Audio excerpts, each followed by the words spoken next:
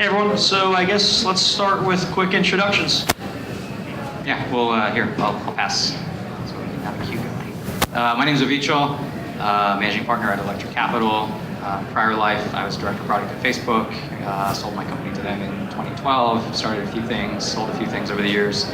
Also been a very active angel investor outside crypto in many frontier tech things, Color Genomics, Boom Supersonic, which is a supersonic airplane company, self-driving car companies. Usually I find the things where technology makes a new thing possible that just wasn't possible before to be the most fun things to invest in, and that's inadvertently what I've ended up specializing in. Hi, I'm Meltzer. I'm a partner at Primitive Ventures. We do like early stage crypto investment. I got into Bitcoin around 2012 by buying some with cash at a Soma cafe in San Francisco. I've been kind of addicted ever since. I also edit a newsletter called Proof of Work. It's sort of an index of all the interesting stuff happening in the space. And I do zero angel investing outside of crypto because it's pretty much the only thing I can think about these days. Hey, I'm Matt Walsh. I'm the co-founder of Castle Island Ventures. We're an early stage venture fund. We invest in financial market infrastructure and companies that are building support for public blockchains. Before this, I was at Fidelity Investments, where I worked on crypto for about 4 years, including running a private fund under Fidelity's umbrella, investing in crypto assets as well as equity. I am Linda. I co-founded Scalar Capital, which is a fund that invests in tokens and coins. Before that, I was a product manager at Coinbase, and my first role at Coinbase was working closely with law enforcement, tracing Bitcoin, so a lot of fun work there. And then I was at AIG prior to that, doing portfolio risk analysis. Hi everybody, my name is Travis Scher, and I'm an investor at a New York-based company called Digital Currency Group. And so we're a company, not a traditional fund, but we make a lot of venture capital investments in the space. We invest directly in crypto assets. We also own CoinDesk, the media company, Genesis Trading, which is a large digital currency broker-dealer, and Grayscale Investments, which is the world's largest digital currency asset management business. I've been at DCG since 2015.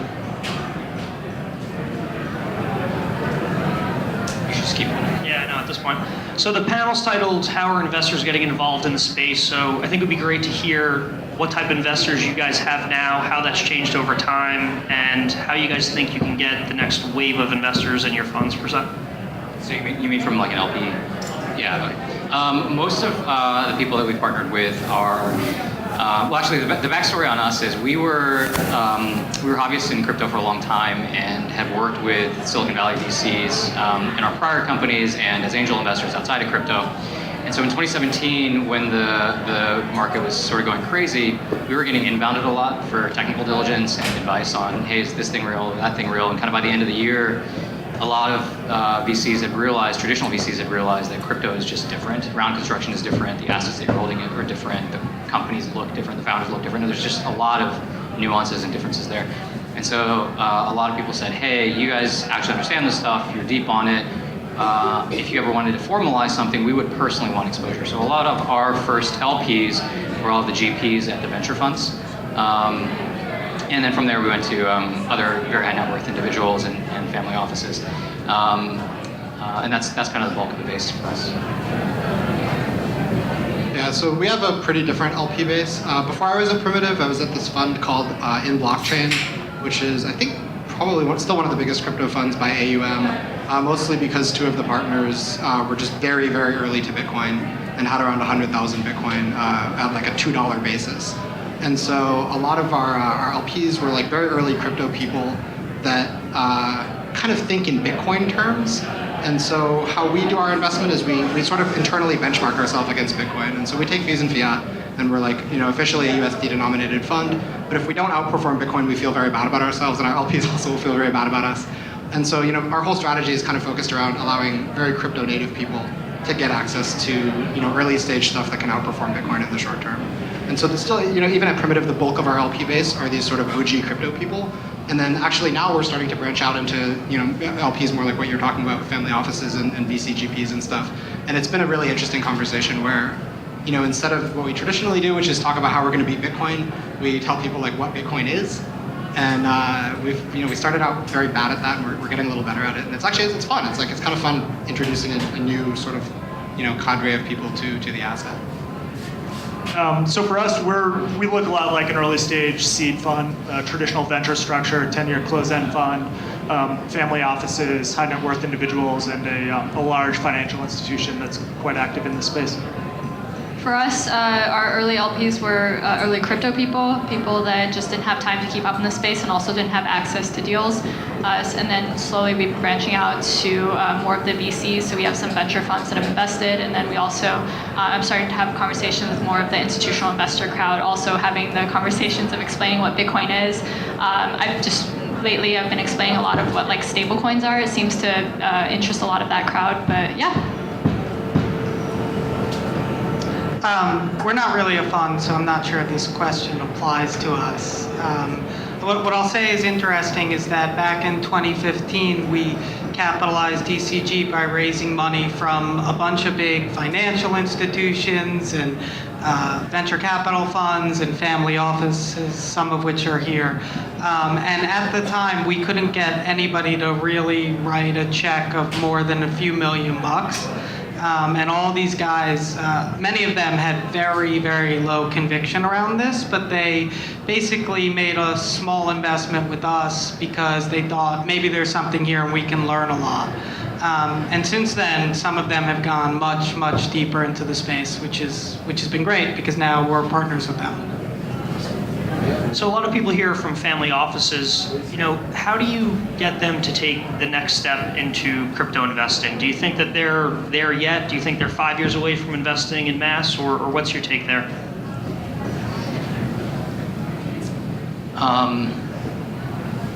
It's a really nuanced, complicated question. I'm not sure if there's a singular answer. What I usually say is, I think what we're seeing is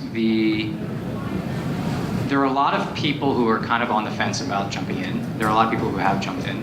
And I kind of think of these as sort of like liquidity dominoes in a sense. There's like high net worth individuals where there's just one person who needs to make a decision, and that's pretty straightforward. There are smaller family offices where likely it's one ultimate decision maker and can be done quickly. There are larger ones where you have more institutional style decision making. There are sort of proper institutions, endowments, there's sovereign wealth funds, and eventually like central banks and countries and governments. And so we're just sort of like moving up that liquidity pipe. And I think we're now sort of at the stage of very early leading endowments have decided to come in. And so I think what kind of happens is when that happens, the next step up sort of looks at it and says, okay, maybe we should get serious about this. So kind of like pension funds are starting to look at it. And everybody else who's in the earlier tranche that hasn't yet committed says, wait a second, the people that are more institutional than us have committed, like they've probably done diligence, they've done some operational diligence, like what's going on, what are we missing? And so it really reframes the conversation from sort of a, should we do this, to why are we not doing this? And so kind of I think where we are on that trajectory today is endowments have started to come in, and so the pension funds are starting to look at it, and a lot of family offices are saying, wait, should we be in this? And that's really changed the conversation, I think, in the last 6 months or so. Yeah, I mean, so something kind of more specific just to family offices is we noticed this funny trend where, like, especially for the kind of smaller offices that Avi was talking about, is that like they would have literally some kid or cousin or something that was into crypto, and they would allocate like $1 million to that kid, and then they would invest in like horrible ICOs instead of buying Bitcoin. And then they would get burned, and they were like, just crypto's awful, and they had like no interest. And I think the people that got burned, they now saw that a lot of other people that allocated capital a little bit more intelligently didn't get burned. And again, they look at like much more institutional, much more diligent investors saying, we like this thing at least enough to put some money in it. And so we're starting to see a lot more interest there, especially among sort of like Asian family offices, like in Hong Kong. That's somewhere we're pretty active. And yeah, I mean, I think it's like, I totally agree that it's like this liquidity cascade, but I also think it's like kind of lagging where like you're not going to get full saturation at any level of the pyramid for quite a while, 5 or 6 years, 10 years. So I think it sort of depends on how you overall kind of view your investments in your portfolio. Cambridge Associates had a great piece that came out a few weeks ago and talks about the different buckets of investable categories. And so I think to some extent this comes down to, do you view this as a venture allocation? Is this a hedge fund allocation? is this something that you would want direct exposure to? Obviously, I speak more from the venture side of it, but it in some ways kind of reminds me about the early internet, where you had venture funds that were being started that were quote unquote internet funds. It's like, we're going to invest in the internet. And that's sort of what it feels like to me right now. So I think at minimum, you'd want to have a perspective on, is this on par with the internet? Is this something that we should be looking at managers and having some sort of understanding on the sector? Yeah, I have a really similar narrative when I talk to investors. It's so early on in the crypto space that these tokens and coins, oftentimes you really don't know what it can be. Bitcoin, you can have the argument of this is store of value, you compare it to offshore banking system, compare it to gold, but when you talk about like brand new smart contracts platforms, it's really hard to actually have like a set valuation on it and have something really set that you can compare it to. So I've been talking a lot about how this is like the early internet days where no one really knew that you were going to have something like an Uber come out of it, and people were just thinking like, okay, well, we're just going to have the newspapers just on the internet. And so it's a really different way of thinking about it, and I think that when you phrase it that way, people at least are open to the idea of having exposure to this new asset class, and also just view it as like a hedge against some bad things happening in the world. The idea is that people are now able to own their own money, and they don't have to worry about a country just inflating away the value of their own currency. And so if you just have a small exposure to this, it's not only exposure to this new asset class that can be multi-trillion dollars one day, it's also a hedge against the existing financial system. First thing I'll say is it's definitely much harder to get people interested in allocating capital to this asset class than it was a year ago, during the tail end of the mania. But I don't really care. Like, at the end of the day, I think what's much more important than how much family office money or endowment money moves into this space this year is getting great entrepreneurs into the space and getting real products that solve real problems that millions of people use. So I think the most important thing for us to focus on as investors is identifying the best founders in the world, helping them start businesses in the space, and helping them accelerate those businesses. And so, that's really what I'm thinking about these days and what I'm much more focused on. I'm going to chime in. I 100% agree with that. I think that, for me, probably is the single most interesting leading indicator.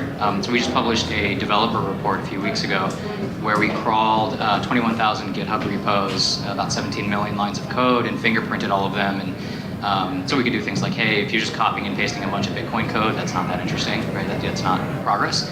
But the stats out of that were pretty fascinating in that you can see that there are actually twice as many developers as there were about 2 years ago in the ecosystem. You can see that there are projects that have 30, 40, 50 developers, which is a serious, if you think about it in a venture context, that's like a Series B, Series C company. And there are dozens of these projects that have relatively low market caps today. They're sort of off the radar, but they're writing code every week and they're shipping. And I think even more broadly, when you step back and you think about it from, to Travis's point, from the founder's perspective, it's actually very rational, right? Like if you're a founder today, I was at Facebook and I talked to people leaving the company, and you sort of run through it rationally. You say, okay, if I want to start a company, where do I go? If I do something in social, Facebook has a massive distribution advantage, and will they do what they did to Snap and Twitter and Foursquare and so on? Like, do I really want to compete against Mark Zuckerberg? If I do something in e-commerce, do I really want to compete against Bezos? If I do something in AI and data and self-driving, do I really want to compete against Google? If I do something in media, do I really want to compete against Netflix? So you start running through the list, and you're like, wow, it's actually really tough in a lot of these industries to get something off the ground. And then you look over at something like crypto, and you're like, oh, wait, it's kind of Wild West. It's like there aren't these massive, close to $1 trillion incumbents. So as an entrepreneur, it's like clearly one of the things that has to be on your list as a space to consider. And you're actually seeing that in the data. You're seeing people shift over to start companies in this space. To me, to Travis's point, the single most promising indicator is actually that. Yeah, so Avi's report was probably the best thing I read this year, and it was super interesting. And I think one of the more nuanced points that I thought was fascinating was like a lot of these products actually don't have any central funding agency. So the crazy one to me is like Bitcoin has this huge amount of developer base, and they're not getting paid by anyone, and many of them are self-funded, or they're funded through various sort of community initiatives, and yet they're able to just crank out extremely, I would say, like aeronautic level code. over and over again. And so, I mean, so this newsletter I run, Proof of Work, we basically get these like 3-line updates from 20 or so of the best projects in the space. And just from reading those, we've been doing it, I think we're on like the 63rd week now. And you see these projects just crank out, interesting thing after interesting thing. They're hitting milestones. And it's really changed a lot from, I guess, like 2 or 3 years ago. I would say the average quality of a crypto project team was very much not up to par with like your average YC company. And I think now there are a lot of teams that are on that level where they're really shipping code, they're very well managed, they're able to hit milestones. And so that's super promising to us, and that kind of keeps us excited pretty much, outside of whatever the price action is at any given time. Also, Eric's newsletter, Proof of Work, is the best newsletter in the space, and I'm not just saying that so he gave me a compliment about my report. It's 100% true. You save us a lot of time. So I think it's worth discussing investment focus here. Pomp was on, his focus is more equity investments. Matt Shapiro from Multicoin is here somewhere. They have some of the best private deals, and they also do a lot of liquid investments. Why have you decided to take a certain strategy, and do you think it'll change over time?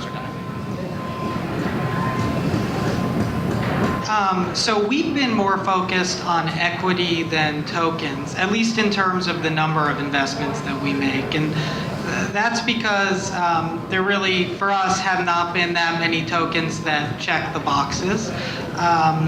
There are a bunch of interesting projects out there, but when I comb through the list of the top 200 blockchain tokens out there, I cut it down to like 10 things that have any chance of seeing real-world adoption, 5-10 years from now, and then lose about half of them based on valuation and price. So I think for us, what that means is we end up spending much more time making equity investments. There's hundreds of great early stage traditional blockchain startups out there. As an investor, you get normal governance rights, you know what you own, you know how value is going to be made. So that's been our focus. Our focus has been specifically on the tokens and coins. I think that that's what's uniquely created by this industry, this idea of a censorship-resistant asset that anyone in the world can own and anyone can be part of. And it's a really different style of investing, and so I don't pretend to be this 10-year experienced venture capitalist, but what I do know is crypto networks, and we've been investing in them for about 8 years now. And so we really focus on like how do you actually create a moat around your network, because this is all open source code. So you really have to know how do you protect this asset, how do you create a community around it, what kind of team is best suited for this type of development. It's a really different type of investment, and so for us, we feel that our background and experience of working at a place like Coinbase and our involvement with helping out various crypto projects is best suited for this type of investment. Whatever wins the store of value narrative, for us, that's a multi-trillion-dollar investment, and I don't think that a single equity investment can go even close to that in this space.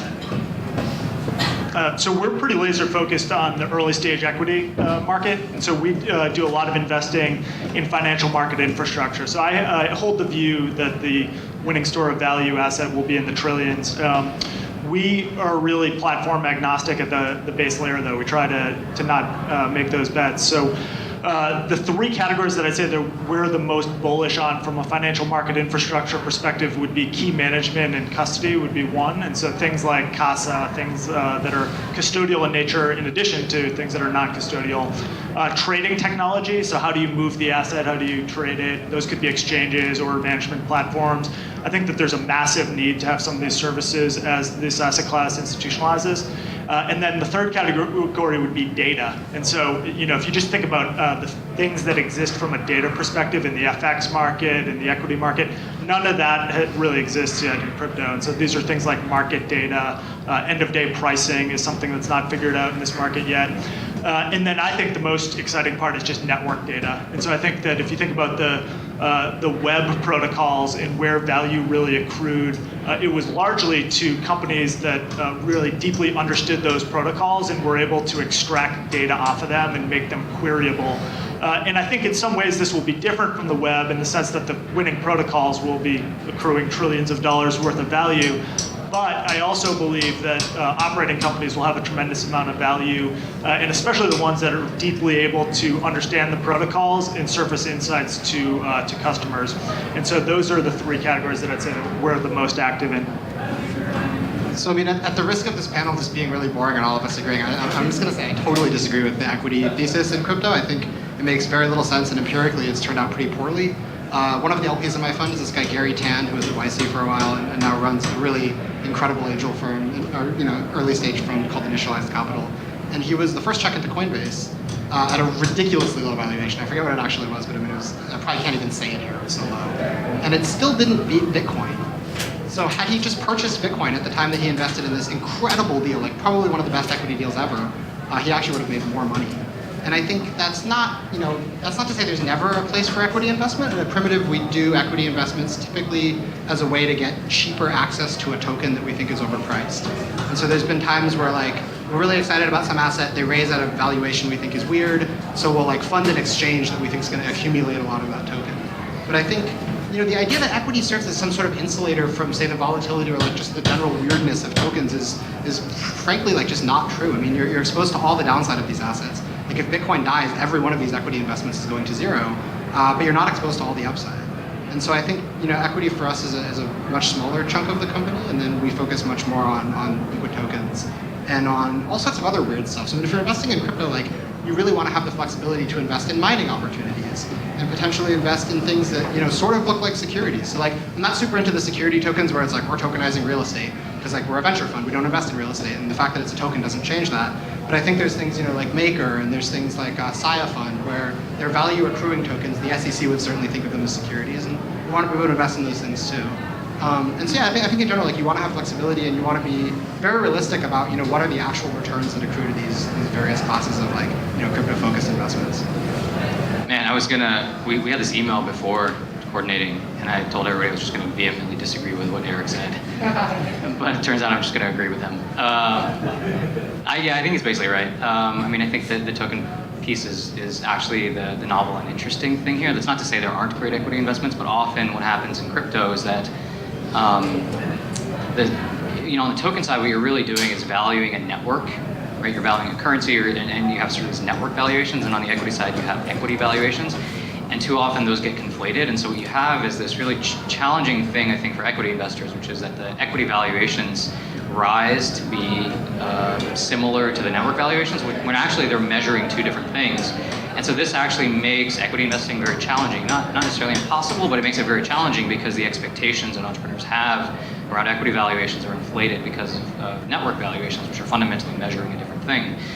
And so in practice, often what you have is token investments, which are esoteric and hard to get your head around, are undervalued relative to their terminal value, and equity investments that are overvalued relative to their potential terminal value, and that creates sort of this challenge, I think, for equity investors, which is why often just owning the tokens will actually outperform, in our opinion, as well. So that's where we focus.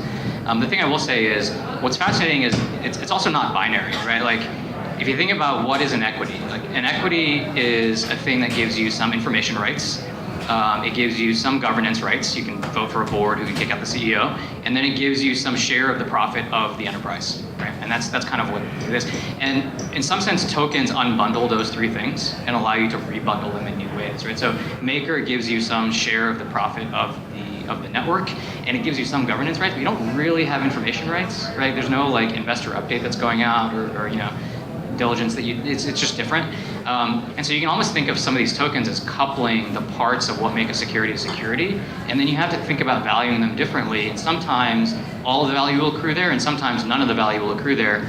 But to us, like that unbundling is actually really, really, really interesting because it creates an asset that you have to think from first principles about how to value, which is really, really hard if you are used to sort of a pure equity mindset of things. So we focus on tokens. I would add just one note to that like I think frequently the part that gets unbundled is the governance mechanism. And I think the governance thing in crypto is probably the least well understood part of the space. And that if you want to be a really successful crypto fund, you should both understand how these crypto networks are governed, and I think you should start with Bitcoin, because like Bitcoin is the network that like has the very weirdest governance compared to, say, a corporate structure.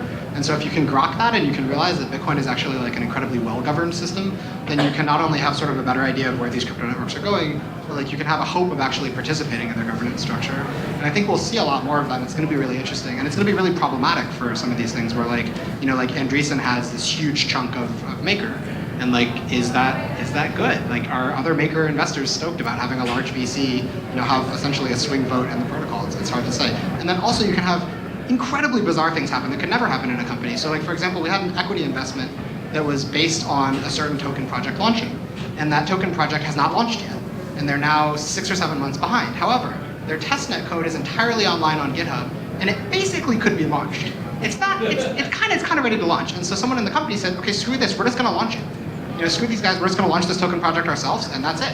And we're going to fork out all the existing investors. So those investors invested, they thought they were getting tokens. No, they're not. And it's like, they didn't do it, they might still do it. Like, that's something you would never even have to think about in venture.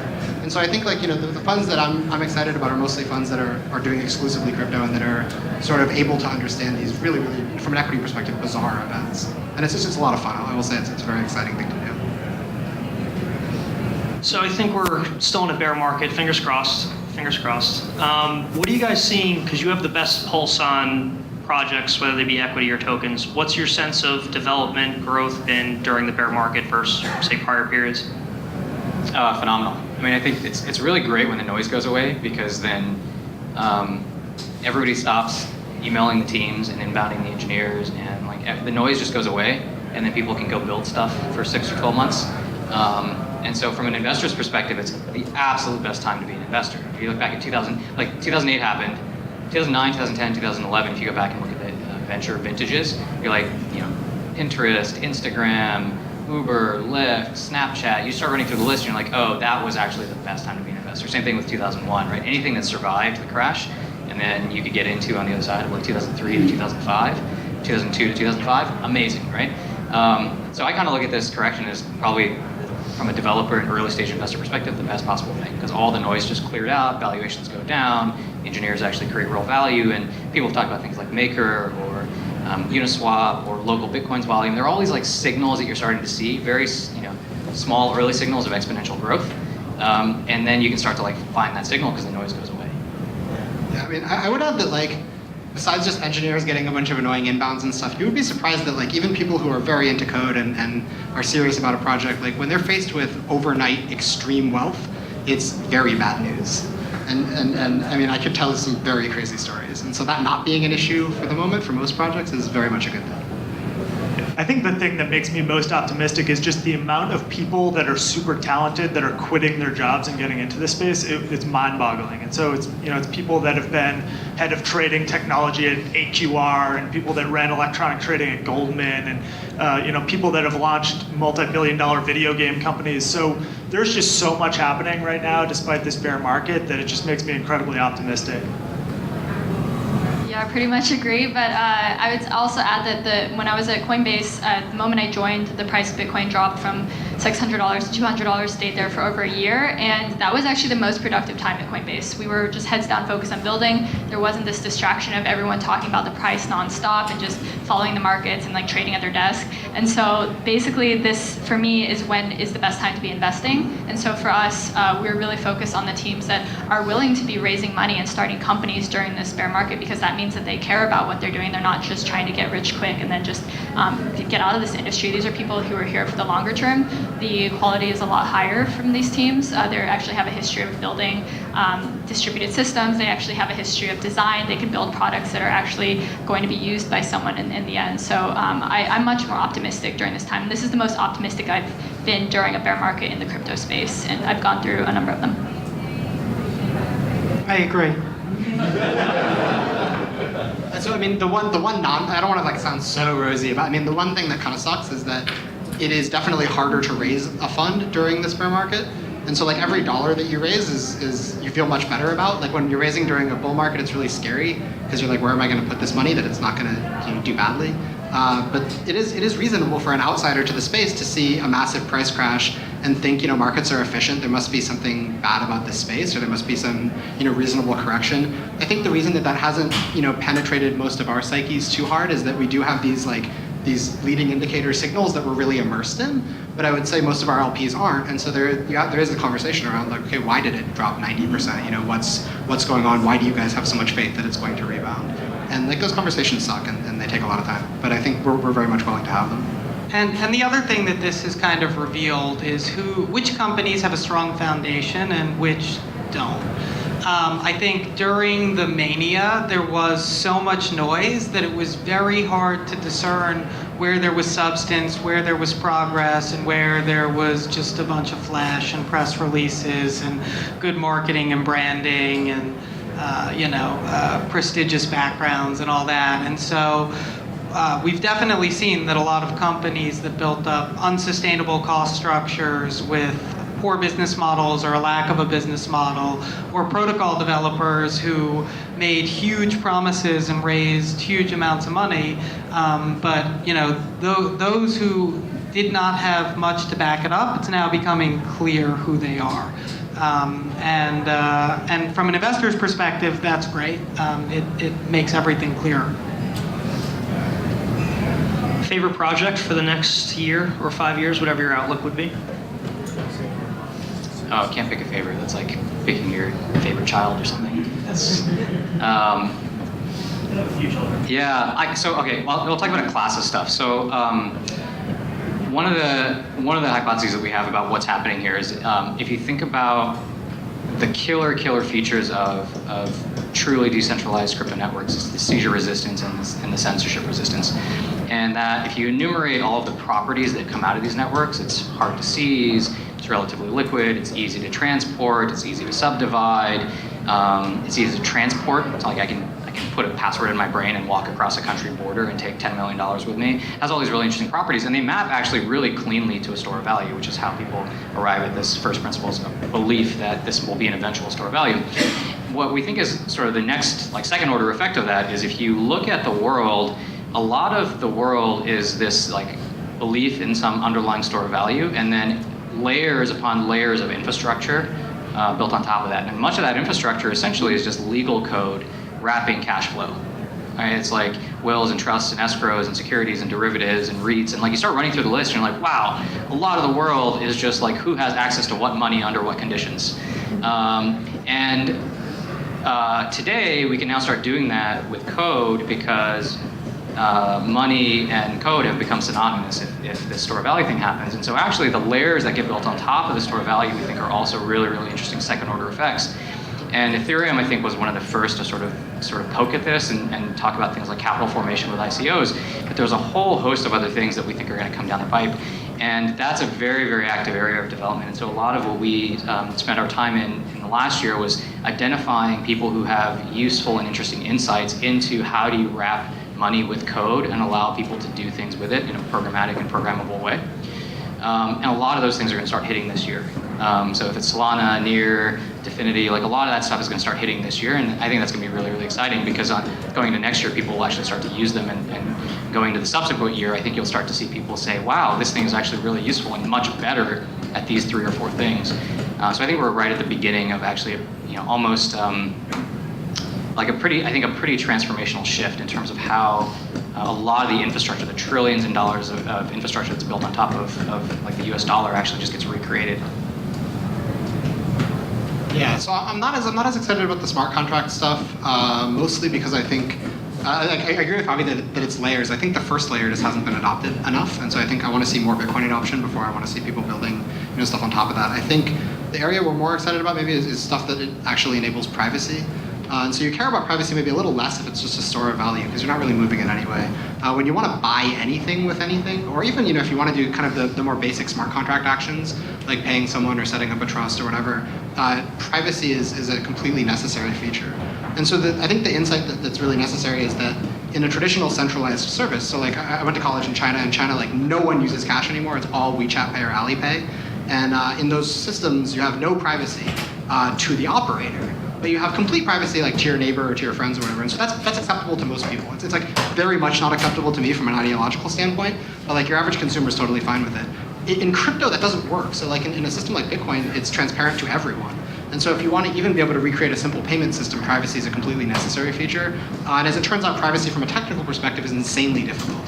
and it requires mostly either new crypto or expert level understanding of how to design a system with defense in depth. And so I think the projects we're interested in are projects that are trying to get around that. And there's like Zcash is an amazing one. These guys, MobileCoin, that are building a project into Signal Messenger. The Monero team, Grin. These are all things we're excited about. To various degrees, depending on how expensive they are at the moment. But I think that's something we'll see a lot of sort of interesting price action and also development in the coming year.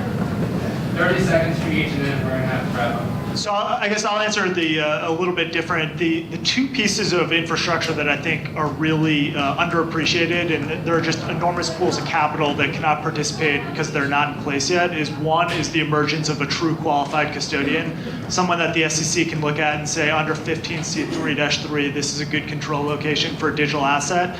That's not in place yet. I think people underestimate the impact that will have when that is in place. The second thing is the emergence of real exchanges that have spot market surveillance sharing agreements. And so a lot of the existing crypto exchanges are just not going to make this leap. There's no way they're going to be around in 5 years. And so I think once those two components are in place, we're just going to have broad pools of capital that can actually participate in this market. And I think that is extraordinarily bullish for the most dominant platforms, especially Bitcoin. So yeah, we also like smart contracts privacy, but I'll add something new here.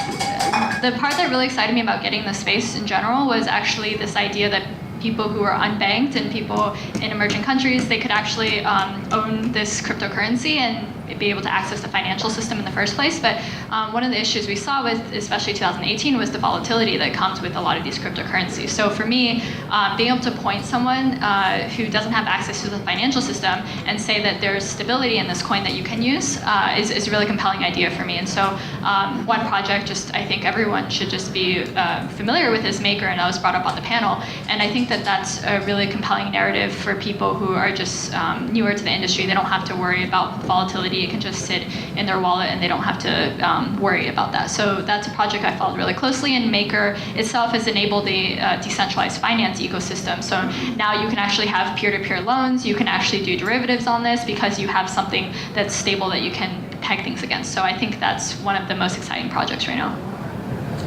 I like this project called Decentraland, which has a terrible name, but you laugh, but I think it is by far the most interesting project in the space. I could talk about it for an hour, but if you're interested, Google it. I wrote a blog post on it. You can read that. Thank you, guys.